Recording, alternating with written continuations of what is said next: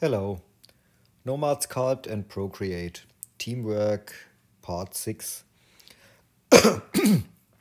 Sometimes it could happen that the re-import to Nomad Sculpt, the UV map is not correct or the texture is not in the correct place. Okay, here's an example. This is the object in Procreate, and here I go back to Nomad Sculpt. I delete this one and I bring it back. I add it to the scene. Yes.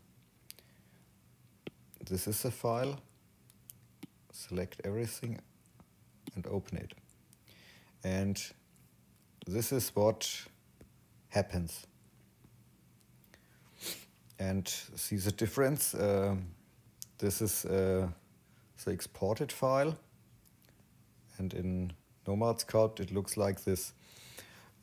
Okay, how to fix it?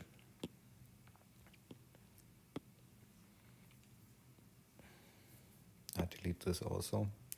In the